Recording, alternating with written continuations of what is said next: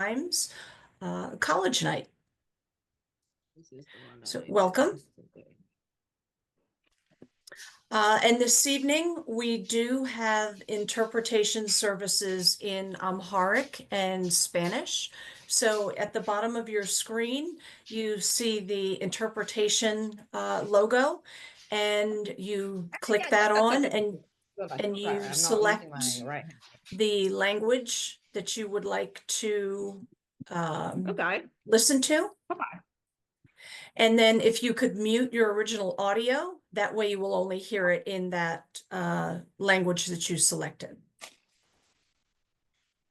And then this evening, to maximize our experience, our meeting, please, if everyone could turn off your cameras and mute your microphones, and you will, if you could select speaker view. And then if you have questions, you can please put them in the chat. Please keep the questions general.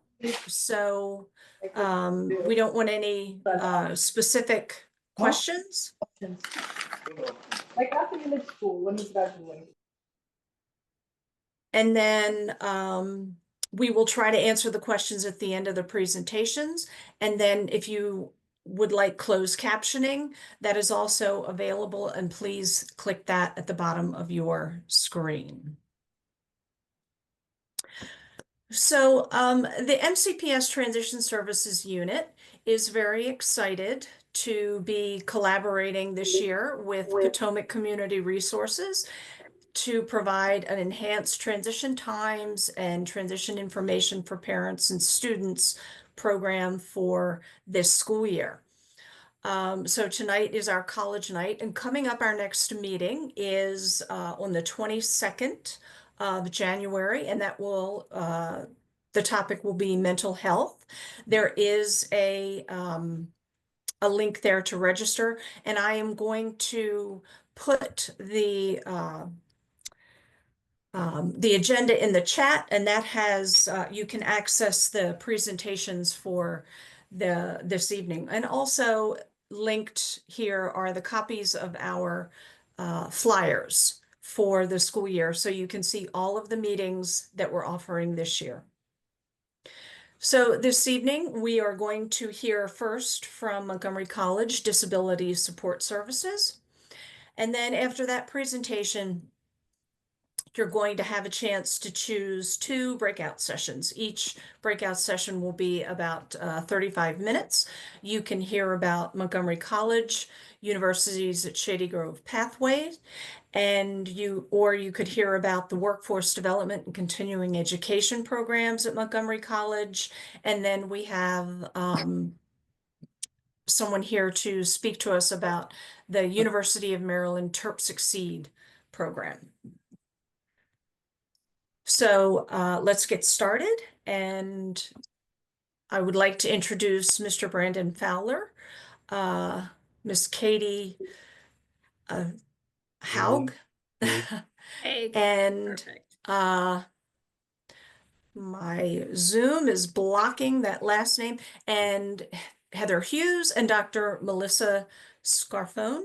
I hope I'm saying that correct. Okay. All right. Thank you. Good evening. Just tell me when to change slides. Will do. Thank you.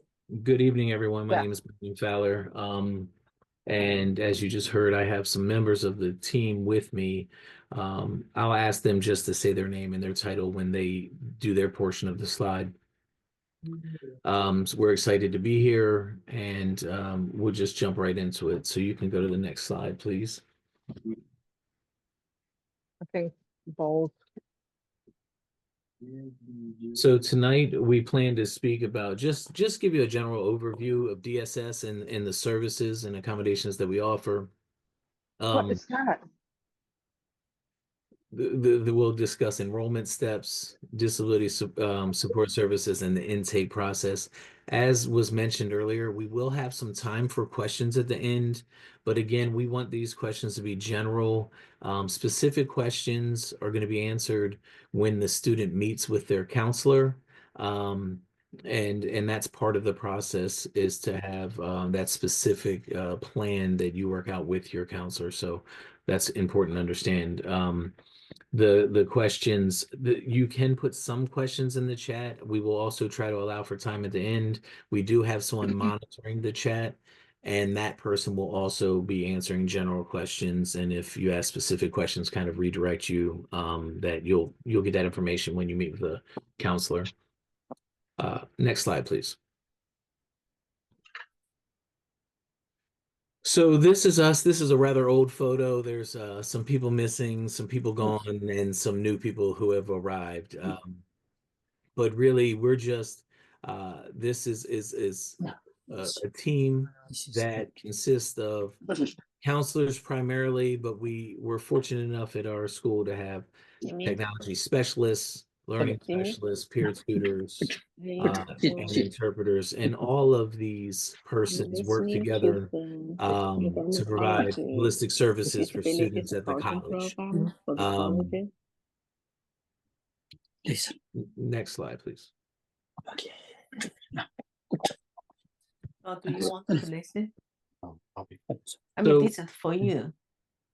So DSS has a DSS this past want spring to listen? semester has had about 2,000 students identified to, and they have identified with one or more disabilities. It's a diverse group of students, and we see we have many different students that have different impacts of disabilities. Some of them are listed here. This isn't an exhaustive list, but some of these are listed here, and the team has experience working with all of these different disabilities and their impacts, and help use that information and the information we get from the student at that first counselor meeting to develop a plan later on. So that's kind of that's what we do in a nutshell, and some of the different disabilities that we work with. Next slide, please.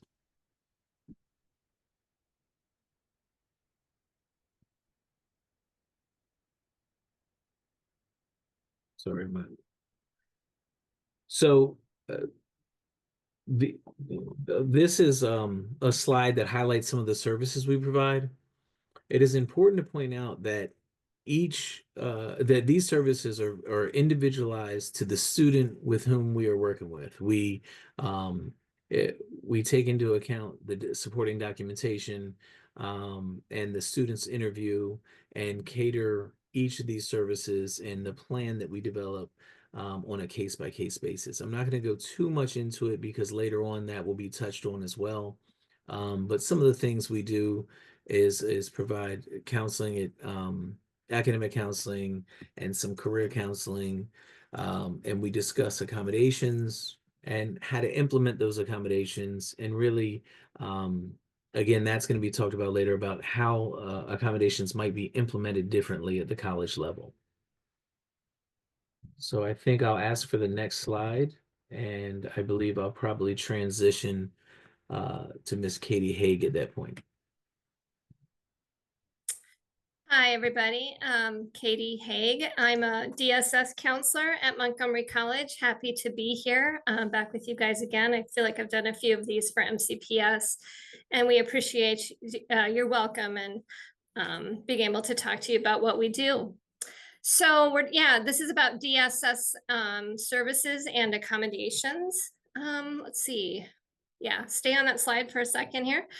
This is very briefly some of the services that we provide. This is not an exhaustive list, but some of the things that the DSS counselors can help you with. We will help you with course registration and selection, help you we don't necessarily register with you, but we might be able to provide some assistance for that. We'll help you come up with your educational plan. As Brandon mentioned, we do some short-term counseling related to academic and career concerns, sometimes personal concerns, but we really don't do too much of that. We will provide you with an accommodation letter and how to use that accommodation letter. Your IEPs and your 504s will end with high school. We will take those and look at those and use those for documentation, but they aren't implemented in the same way at Montgomery College. Through our disability support office, we also do offer some tutoring that is not considered an accommodation, but it's some additional support that we provide.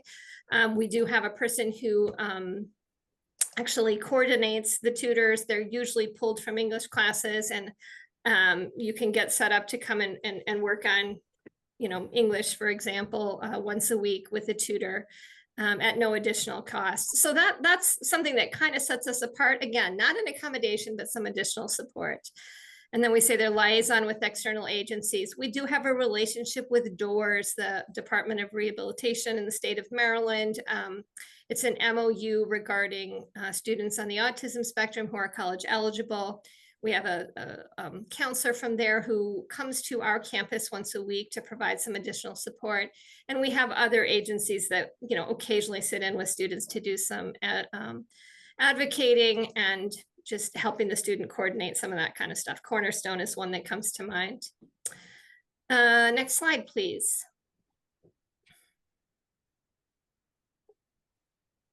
So again, this isn't an exhaustive list of accommodations, but what we can see here is that some accommodations that are commonly requested might be extra time for testing and for quizzes, possibly a note taker or the use of a note-taking app. And we do have some assistive technology, text-to-speech, note-taking, speech-to-text, etc. Students aren't necessarily able to choose which accommodations they will be using. They're going to have an individual meeting with a counselor, and we're going to look at what your disability is, what is the impact of your disability, and what ways can we use accommodations to give you access to the curriculum. Some other possibilities might be alternatives to group work, a calculator, reduced course load, etc. As I'm sure you know or have been told, college is very different from high school. Some things that we do not provide at the college level are this: we don't do long-term counseling. We do not do mobility training. We do get asked about that every semester, but we do not provide that. We do not provide personal care assistants or para-educators inside the classroom. We do not provide transportation, although we have a number of students who use Metro Access. And we do not have a resource class or room. We do have, whoops. Yeah, I appreciate that muting thing's working. Thank you, you guys. We do have an academic support area where students can come and do homework, but it's not coordinated by a special education teacher. It's not like the resource rooms in high school.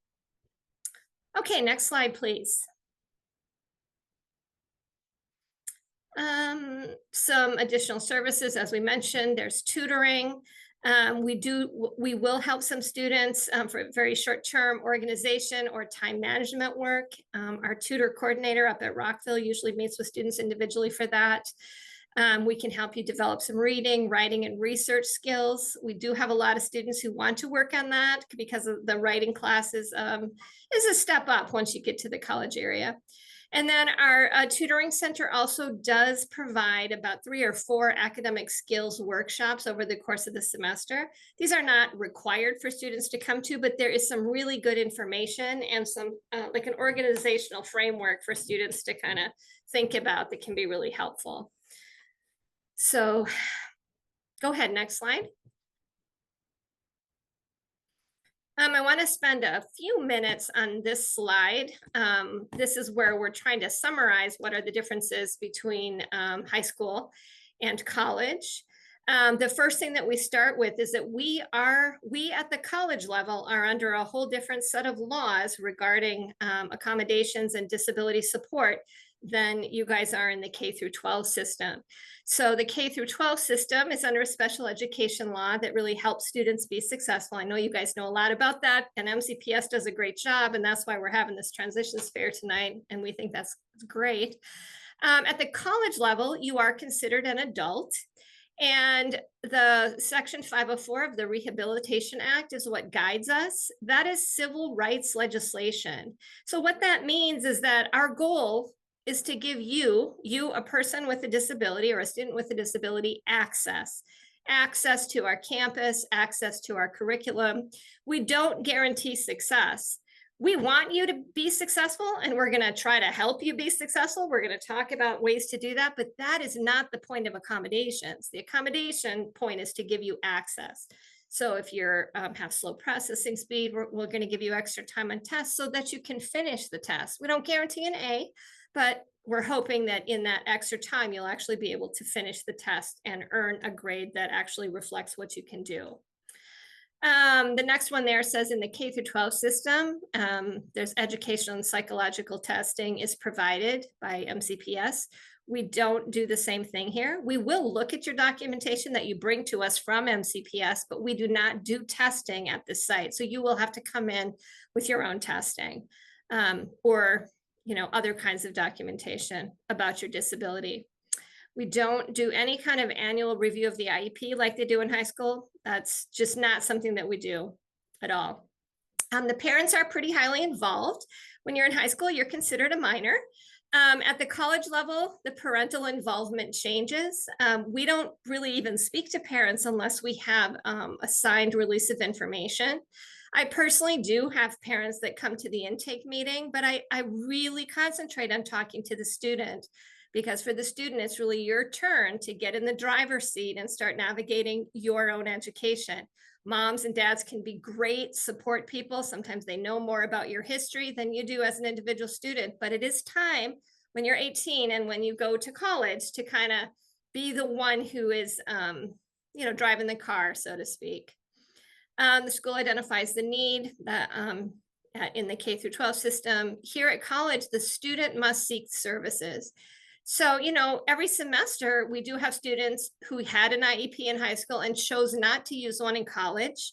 That is your choice. That is an option. Nobody's going to make you use disability support. Frequently, those students do come to us in the second semester and talk to us about what accommodations look like. I do not encourage you to not use support. I think that college goes quickly, the classes go fast. It's a big step up. It's an adjustment, whether you are a student with a disability or not. But it is your right and your option. We don't make students use our services.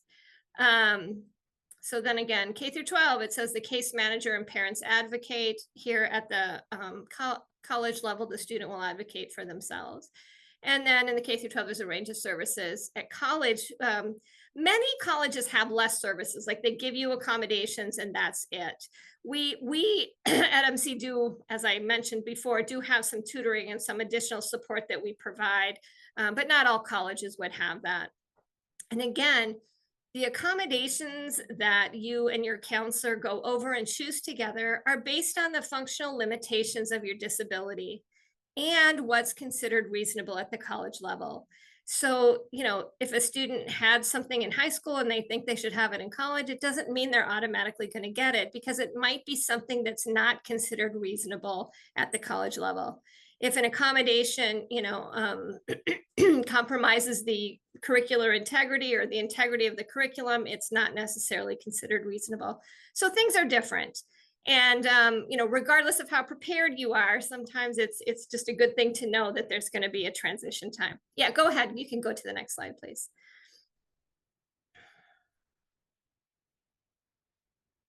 So again, as I mentioned about parents, we're really at the college level hoping that parents become more like a coach, offering support, encouragement, feedback, be knowledgeable, listen, help your child, figure out how to navigate things, but allow them to advocate for themselves. Be patient and don't be discouraged. This is hard. A lot of us here up in DSS are parents, and I know sometimes I watch my kids and I'm like, what are you doing? But it's their time to figure out what they're doing with some, hopefully, support and encouragement, but we don't get to do it for them. Next. Okay, I think I'm going to turn it over now to Heather Hughes, my colleague, to talk about applying to MC and DSS. Thank you, Katie. Hello, everyone. My name is Heather Hughes. I am a DSS counselor at the Rockville campus. So I'm going to talk about the first steps to getting enrolled in college at MC and then DSS. So your first step would be to apply to the college. There is an online application that you can fill out. There is currently no fee to apply to the college. We have multiple placement options, which I'll talk about in a few moments.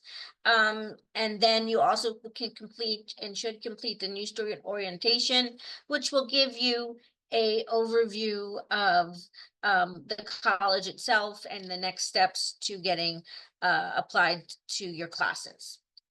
Once you've applied to the college and have received your MC email and your MC ID and your M number, then you would apply to the DSS.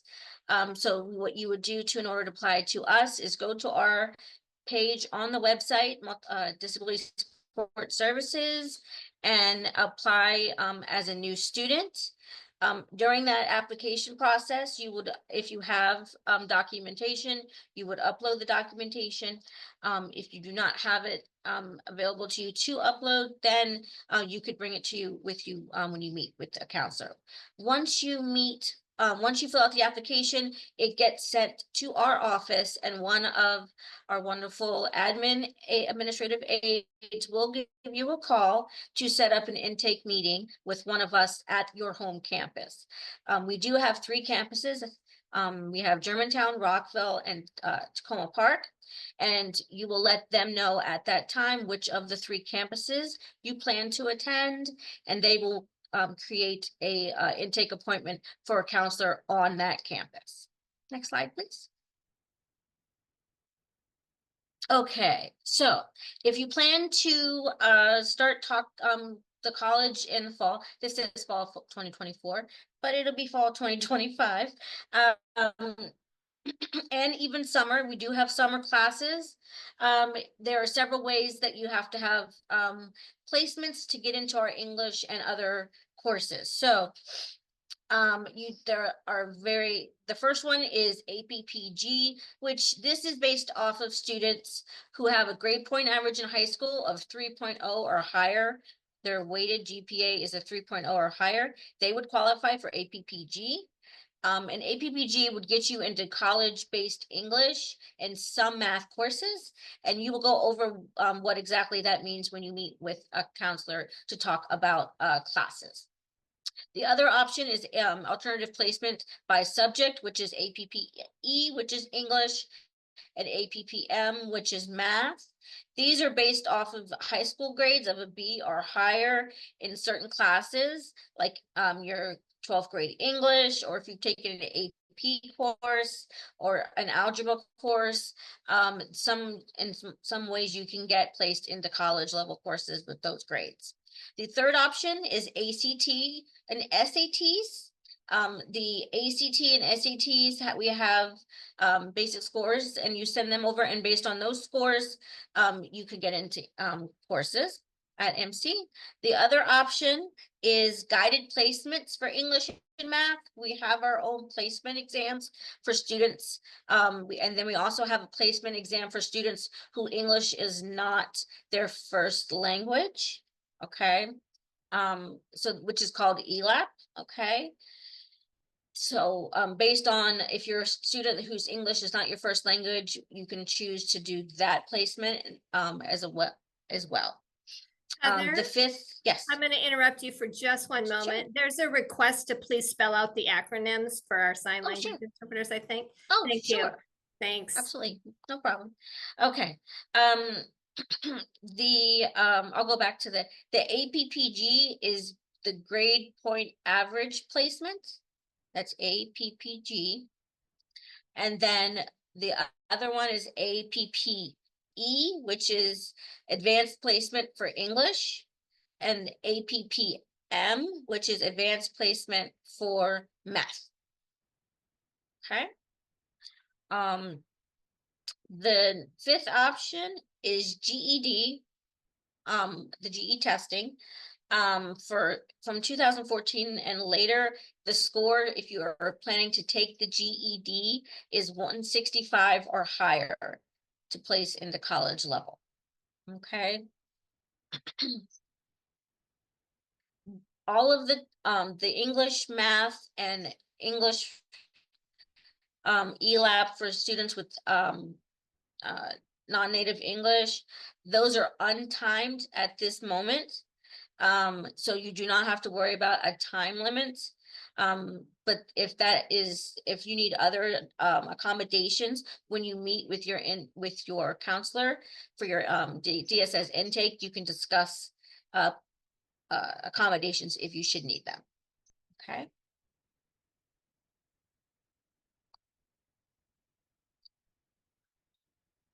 Next slide, please. Okay. So this is how do you apply for DSS? So I alluded to earlier, you would want to go to our page on the website, Disability Support Services, click on New and Returning Student section. Then you would click on the New Student section, and it says how to apply to DSS. You would click the Online Student Intake form. That form will have basic questions for you, including, your name, address, how to contact you, your cell phone, email. We would also need you to enter your M number that you get when you apply to MC. We would have to have your M number. You can also upload your documentation and submit it. If you do not have your documentation available to you at that time, that's perfectly fine. You can bring it in with you during your intake, or email it to us or fax it to us at a later date. Once you complete the intake, as I said earlier, one of our administrative aides will give you a call to set up a time for you to meet, either Zoom or in person. It's up to you. At that time, you can check. You can tell them what you prefer. And then if they do not reach you by phone, they will also email you at your MC email. They will not email you at your personal email, only your MC email. So be sure that you have access to that when you fill out the application. Next slide, please.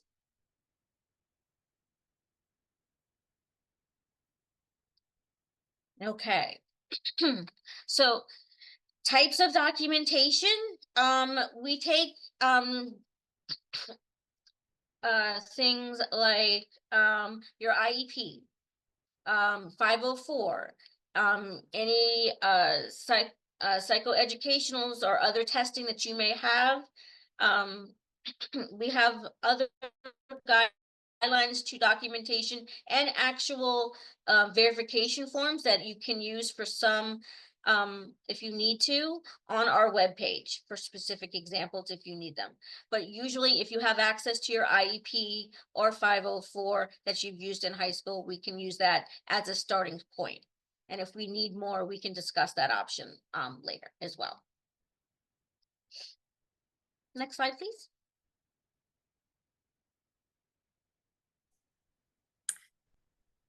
I think this is me, Okay, Heather. Yeah, it is. I'm going to transfer it back to Katie. Thank you. Thank you.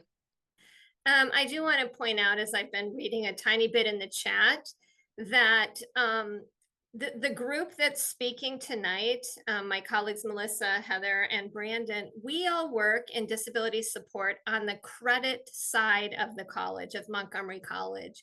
So everything we said tonight is on the credit side. These are, we talk with students who are working on associate degrees, getting ready to transfer, or there are some other degrees that are terminal at the time that they finish. But we have a whole additional side to the college, the non-credit side, the WDCE, or Workforce Development and Continuing Education, which is where the Graduate Transitions program is, and many other programs that you guys are going to be hearing from tonight. So I feel like maybe we should have possibly been a tiny bit more clear about that. So everything that we're saying about the IEPs and the 504s and getting accommodations is for those students that are seeking degrees on the college level side at Montgomery College.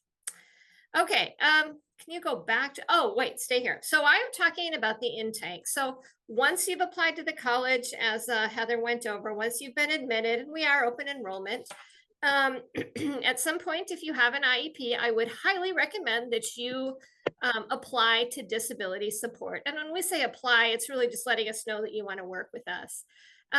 Once we get your documentation, we're gonna, our front desk is gonna set up an appointment, like Heather said, and you're gonna meet with one of us individually.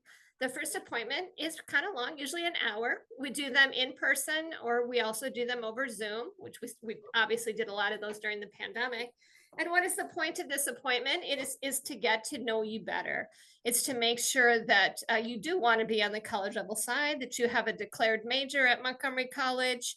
And then we want to talk about how your disability impacts you in an educational setting. We want to hear about what kinds of accommodations you've used before. And then we want to spend some time talking about how high school and college are different. And when we approve some accommodations here at the college level, how you as a student go about using them. You will be assigned to one of us, to that counselor that you do the intake with. You will be assigned to that staff person here at Montgomery College to kind of help you navigate. But we don't keep as good a track of you as your high school special ed teacher is keeping track of you. So we really need you to get in the driver's seat to let us know what's going on so that we can help you navigate things, because our caseloads are just too big. And it's not, we don't monitor you so closely because you're in college now. It's different. So that's the intake appointment. Next slide, please.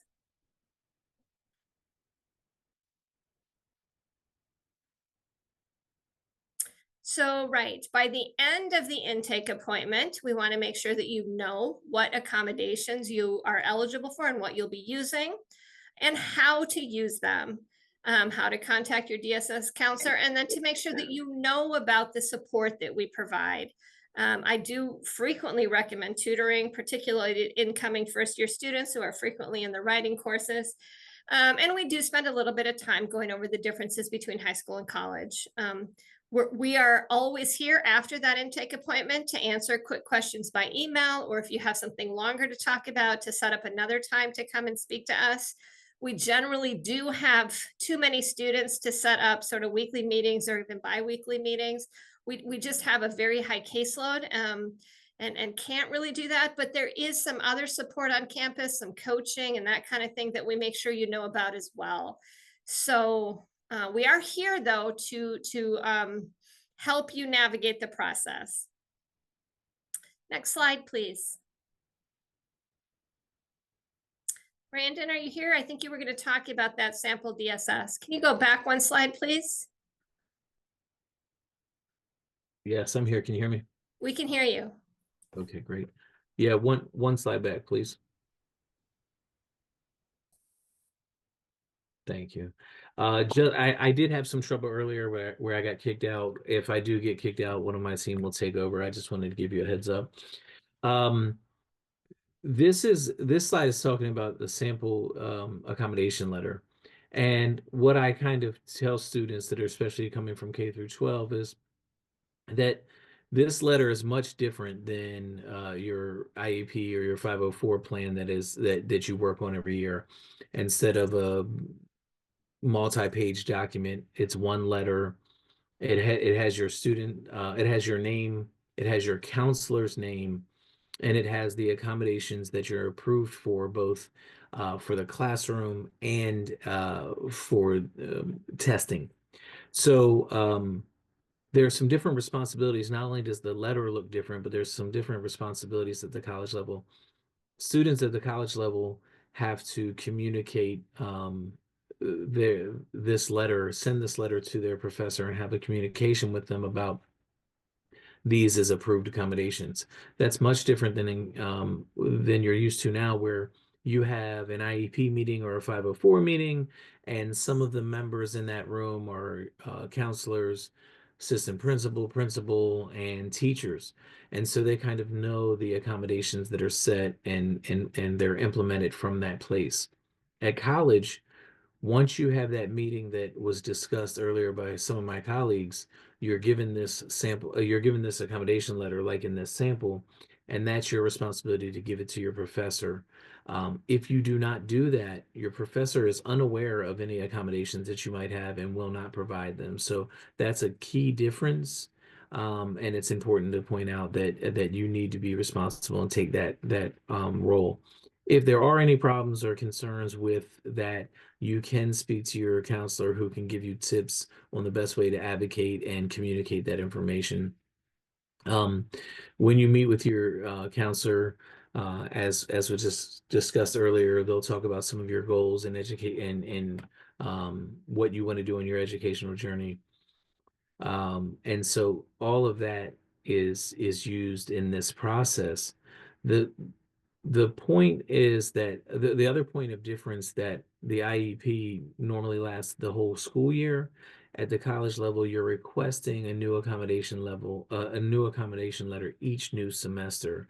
So it's important to make sure you know how to do that. That is explained in that intake meeting that was discussed earlier. Your counselor will discuss that with you, show you, tell you how to get a new letter for each new semester, and then you'll start the process all over again. What I normally suggest students do is take this letter, email it to their professor and say, hey, professor, my name is Brandon. I'm in your chemistry 150 class. Attached to this email are my approved accommodations. Can we please talk about how we'll implement them this semester? The professor does not approve or deny accommodations. That's the job that happens in your initial intake meeting with your counselor. But this is just getting on the same page and making sure you understand your responsibility and how to implement your accommodations, and the professor and you are on the same page. So it's an important conversation to have. Again, any questions or any concerns with that, you can talk to your counselor about that. Next slide, please. The college offers many different different formats of courses. Most of them are face-to-face, like you're used to at high school, where you have a set time and day to meet, and you have a set location, and you go to class, and your professor lectures, and it's pretty much the same as what you're doing now. And then we have and and then we have remote version, which is kind of like if you still have a set time and place, but you do it through Zoom, sort of like this, or you might have done that in some of your classes a couple of years ago as well. So you'll meet via Zoom, the professor will lecture, and it mimics that of an in-person classroom, just over the internet with the Zoom format. The distance learning classes, however, are different. They are normally an online classroom that a student would log into. There would be information posted each week, and that information would mimic what the professor does in lecture format in the other two examples. This is asynchronous learning, which means that you're going to find this information, interact with this information on your own, but you still have due dates and deadlines and exam due dates and things like that. So you're still following the structure of the class, just not with it being led by the professor. You do still have access to your professor through office hours and things like that. But again, it is not led by the professor. You're using that information that you can obtain through the online classroom. The other thing is we have different class lengths. We have accelerated classes that happen over 7 weeks. We have late start classes that happen over 13 weeks. And we have full semester classes that happen 15 weeks. We normally suggest in disability support services that many of our students are taking the 15-week classes because there is if you haven't noticed, tonight was about transition, and there's different expectations at the college level. And so the 15-week class really allows for you to sit in and take it at a pace where that transition can occur, and you're learning as you go. Some of the accelerated formats really can be very quick and overwhelming to some students. And so really just take what we suggest is start out with the 15-week classes. And if there's some adjustments later, you might want to make them. But again, 7 weeks are very fast and can get overwhelming quickly. Actually, it's almost taking one 7-week class is like taking taking like a 15-week class or two 15-week classes because of the amount of work that happens at the same time. So very important to consider that when choosing classes. I think that's all I want to say about that. There is summer classes as well, and those are even more accelerated with a 5-week program. So again, if you have any questions about class length or the accelerated nature of the class, discuss that with your counselor, and they can help you give you some information to help you make the best decision about what classes to sign up for. Next slide, please. Okay, this is really just a reminder. We've discussed some of these things before. Don't forget, if you're apply to Montgomery College, you want to apply to Montgomery College first, and then if you are seeking disability support services, you'll apply to disability support services after that. There is a placement piece. I'm not going to go over that again because Heather went over that. And then again, just to reiterate what I just said, it's imperative that you're communicating and giving the accommodation letter to your professor so they're aware of your accommodations and they can help you with implementing them throughout the semester.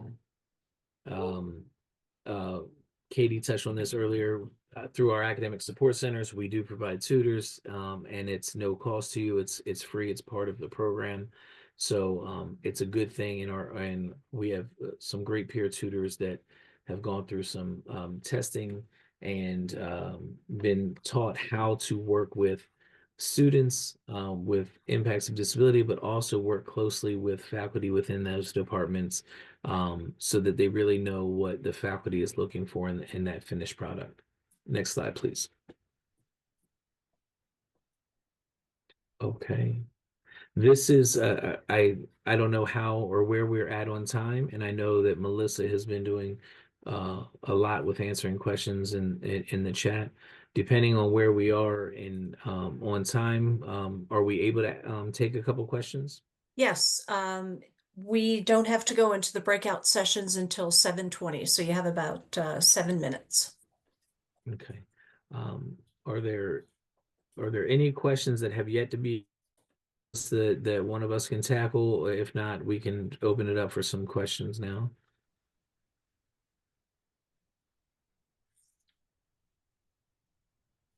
This is Cheryl Issa. I have a question about the placement testing for degree seeker students. Mhm. What does that look like? Well, as Heather's slide indicated, there's different ways that a student can qualify for college level. So if your student took the SAT or the ACT, depending on their score, they may not need to do anything else. If they have alternative placement from MCPS, which are specific classes in math or English, or a specific GPA, they may not need to do anything else. Okay. If they don't have those things, then the next step for many students is to do the guided placement. There's actually a math test called ALEX online. And then there's a way for English where the student answers some questions about their writing ability and then provides a writing sample. So there's multiple ways that a student can qualify for the college level side. Many students, since we've implemented this alternative placement standard, are using that. So there's a lot of different ways. Okay. So not necessarily a lot of students are, there's less people taking the placement test because of the alternative ways. Well, yes. However, it does largely depend also on what the student's major is. So if your student goes to see a counselor early enough and they want to be an engineer, alternative placement for math is going to put them in the lowest level math. But if their math skills are higher, we're going to suggest that they do the math placement test so that they can start off in a higher level math that more meets their abilities. So it is going to be specific based on your student and what their needs are. That was a good example. Thank you. Okay, sure. My name is Ababa and I work with MCPS families all throughout this county, and many questions come up that have to do with the actual transition of students with 504 and IEPs that happen to be at different levels, as you all know. Some students that are top students, they just don't have the muscles to move around. So I'll use that as an example. So if you have a student with muscular dystrophy, they're coming to you. I heard you say they need to apply general application first and then do the DSS. Now, the question is if they, at the end of the day, have the inability to be mobile with their wheelchair, with their hands, is there anything similar to a one-on-one that we have at MCPS? Well, yes and no. For a student in that situation, I do have some students in similar situations where the family provides an aid, where the aid is not really allowed in the classroom per se, but they can take the student to the classroom. And then what happens inside the classroom would be provided by us. So if a student cannot use her arms, she might be able to use a scribe or note-taking services or that kind of thing. We're going to do it individually with the individual student. So sometimes families do provide somebody to push the wheelchair or help a student navigate, get them set up and ready for class. And then we would provide somebody to do the academic part of that. So for cases similar to that kind, I understand Dr. Scarfone said to apply, she gave me some guidelines. I'm just trying to make sure that there is no gap, no fault of yours, but I'm just saying the family thinking, okay, I have done my enrollment, and these things do take time, even with us at MCPS. So is there any benefit to coming to you just to get an idea of what else they need to bring so they don't miss steps at the beginning of the school year? That one is really hard to answer, because I mean, generally we don't like to see students too early because we're in the thick of the semester right now. It's almost finals week and we have a lot going on with the current student load. But they can certainly, I think we start seeing new students for fall in April and May. Sometimes we need to see them again if their placement options are not in the computer. But if it would help a student who's feeling some anxiety to come and talk to us about things, they can certainly do that. I think that our admissions office does do some tours of campus. And I know sometimes when they've done the tour, they've stopped by DSS and asked one of us to give a little spiel about our services. Sometimes seeing the space at one of the campuses can help relieve some anxiety. It's going to be a case by case thing. There is always going to be transition time, whether a student has a disability or not. The students have a lot more freedom, but at the same time have a lot more responsibility in terms of how quickly the classes go and having to keep up with their own work and that kind of thing. A student, in a wheelchair in a situation like that, we're going to treat her like a student, like any other student, while we're giving her the accommodations to give her access to the buildings, access to the curriculum, making sure she has enough time to take her tests, that kind of thing. But if she's on the college level side, she's also expected to perform, the curricular standards will not be lowered for a student with a disability, I guess is what I'm saying from the wrong angle. Thank you. So we are going to move on to our breakout sessions. So I'm going to open